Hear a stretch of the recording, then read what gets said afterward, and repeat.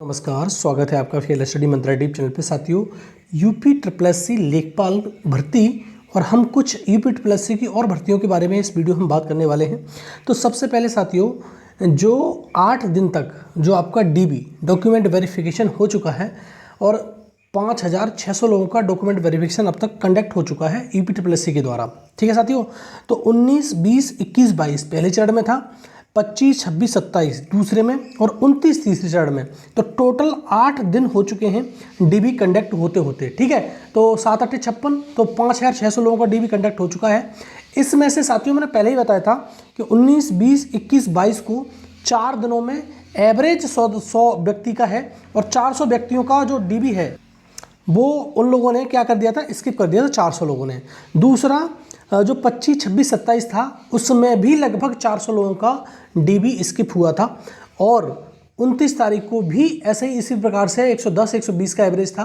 तो टोटल मिला के अब तक अगर डीबी स्किप की बात की जाए सारे शिफ्टों में, मतलब 8 दूनी 16 शिफ्ट हो चुकी हैं और 5600 लोगों का मतलब डीबी हो चुका है। उसमें से डीबी जो स्किप किया है लोगों ने, लगभग मान के चल सकते हो 900 लोगों ने डीबी स्किप कर दिया है। ठीक है, कितने? 900 जो पर्सन है उन्होंने डीबी स्किप कर दिया है। और देखो, मैं बार बार कहता हूं कि अगर बहुत सारे लोग ये कहते हैं कि एक भी डीबी स्किप नहीं हो रहा, तो साथियों आप इस नेगेटिविटी को मत फैलाओ। और आपके लिए एक भी डीबी स्किप नहीं हुआ है तो नहीं हुआ है, कोई बात नहीं। आप इस भ्रम में ही रहो हमेशा कि कोई भी डीबी स्किप नहीं हो रहा है और आप अपने इसी प्रकार से आप अपना मानते रहो, और लेकिन दूसरों को बरगलाना बंद करो। सही बात तो ये है। ठीक है साथियों, अगर आपको लग रहा है कोई डीबी स्किप नहीं हो रहा तो बढ़िया बात है, कोई दिक्कत नहीं है, आप वहीं पर रहो ना, दूसरों को क्यों फालतू में वो कर रहे हो। और दूसरी चीज़ जो हम बता रहे हैं जो ऑथेंटिक है, ऐसा नहीं है कि हम ब्लफ मार रहे हैं इस चीज़ का कि हम ये इतने डीबी स्किप हो गए, आप लोगों के ही कॉल आते हैं। दूसरी चीज़, अब ये रैंडम व्यवस्था करी गई है यूपी ट्रिपल एससी के द्वारा, जो बैठाया जाता है 10 टेबल डाली गई हैं और उसकी रैंडम व्यवस्था की गई है और कहीं भी पूरी कुर्सियां नहीं है। आप जाके गिन लेना, जब ये 3 तारीख से स्टार्ट होगा डीबी दोबारा से रिकंडक्ट होगा, तो आप जाके गिनना कि एक टेबल पर 35 कुर्सियां हैं क्या, वहीं कुर्सियां पूरी नहीं है। और उसमें से भी कुछ लोग मतलब जैसे कहीं 5, कहीं 7, कहीं 10 इस प्रकार से एब्सेंट हो रहे हैं। तो उस प्रकार से होता है, मालूम पड़ती है कि किस प्रकार से कितने लोगों ने डीबी स्किप किया है। और जिनसे कृपया अनुरोध है, जो ये लोग कहते हैं कि एक भी डीबी स्किप नहीं हुआ, तो वो मान के चले एक भी डीबी स्किप नहीं हुआ है। और वो अपना अगर मानते हैं जो कट ऑफ 85 और 86 और 90 जाएगी तो वो मान के चलते रहें, उससे हमें कोई लेना देना नहीं है।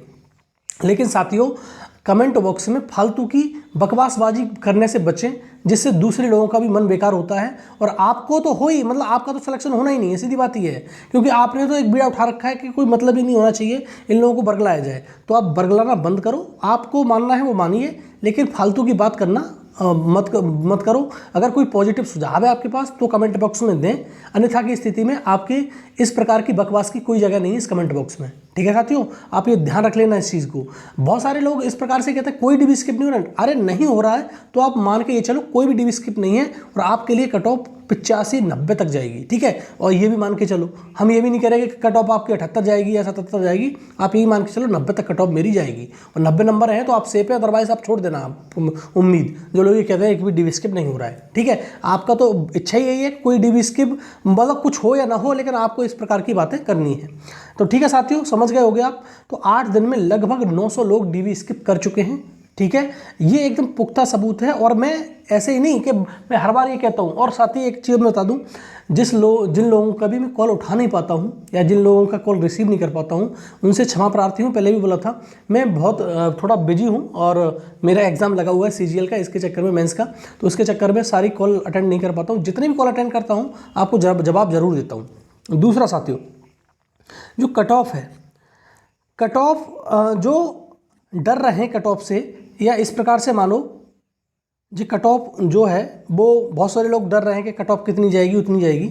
अगर आपने साथियों ईमानदारी से मेहनत की है तो आपको डरने की ज़रूरत नहीं है, विश्वास रखो, आपका फाइनल सिलेक्शन जरूर होगा। ठीक है साथियों, आप ये सोचो कि उसके तो जो पूछ के किसी को वो कह रहा है 85 आ रहे हैं, अब आ रहे हैं कि नहीं आ रहे हैं इसका कोई गारंटी नहीं है। ठीक है, ये बात ध्यान रख लेना। बहुत सारे अब बच्चे अब झूठ बोल रहे हैं और अपना स्कोर कार्ड 80 से ऊपर नीचे तो कोई बता ही नहीं रहा है। ठीक है। तो उनको एक मालूम पड़ गया है कि क्या करना है क्या नहीं करना है। लेकिन आपने अगर विश्वास रखा है खुद के ऊपर, आपने अगर मेहनत करी है ईमानदारी से, तो आपकी जॉब को कोई रोक नहीं पाएगा।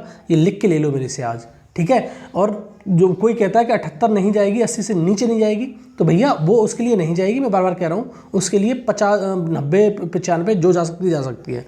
लेकिन आज भी हम उसी चीज़ पे कायम हैं। और जो मैंने कट ऑफ बताई थी कि 78.5 के समथिंग कट ऑफ जाएगी, उतनी ही कट ऑफ जाएगी। अब विश्वास रखो अपने ऊपर।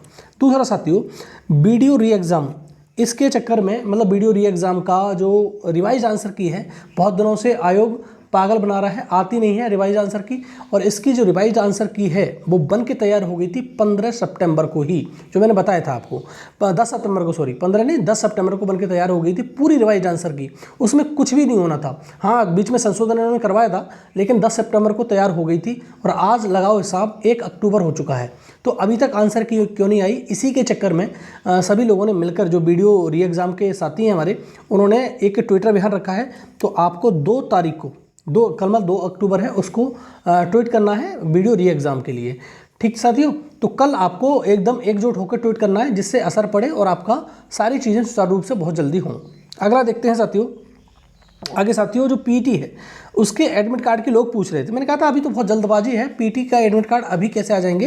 लेकिन पीटी के एडमिट कार्ड की जो महत्वपूर्ण सूचना ये है साथियों, जो पीटी आपका 28-29 को है, तो आपके जो एडमिट कार्ड है 24-25 अक्टूबर को आएंगे, ठीक है साथियों।